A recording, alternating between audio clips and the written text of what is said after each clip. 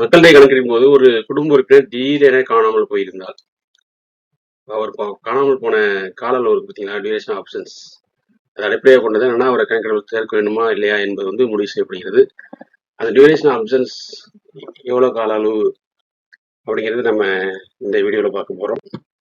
இது போன்ற சூழ்நிலை என்ன பண்ணணும் அப்படின்னா, இந்திய மக்கள் தொகை கணக்கெடுப்பு துறையின் விதிகளின்படி நீங்கள் செய்ய வேண்டியவை என்னன்னு பார்க்கலாம்.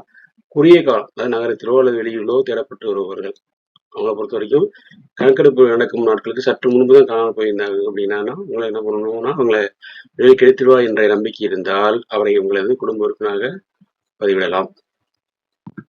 சப்போஸ் நீண்ட காலமா, அதாவது பல மாதங்களாக தகவல் இல்லைன்னு வச்சுக்கலாம் அவரை பற்றி, அவர் காணாமல் போய் பல மாதங்கள் அல்லது பல வருடங்கள் ஆகிவிட்டன எனில் தற்போது அவரது பேரை வந்து குடும்ப பட்டியலில் சேர்க்கக்கூடாது.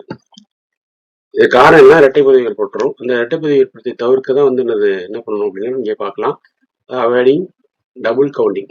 காணாமல் நபர் வந்து ஏதேனும் ஒரு காப்பகத்திலோ அல்லது மருத்துவமனையிலோ அல்லது தங்குமுடியிலோ அல்லது வந்து காவல் நிலைய கண்காணிப்பில் அல்லது என்னன்னா அனாதை இல்லங்கள் அல்லது அரசு நிறுவனங்கள் இது போன்ற வாய்ப்புகளை வந்து இருக்க வாய்ப்புள்ளது.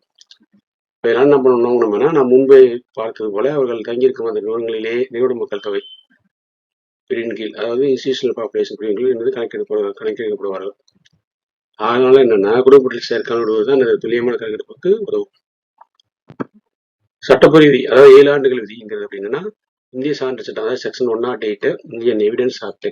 அதன்படி என்னன்னா கணக்கெடுப்பு நடைமுறை ஒரு நபர் காணாமல் போய் 7 ஆண்டுகள் வரை அவரை பற்றி எந்த தகவலும் கிடைக்கவில்லை என்றால் மட்டுமே அவர் சட்டப்பூர்வமாக இறந்தவராக கருதப்படுவார்.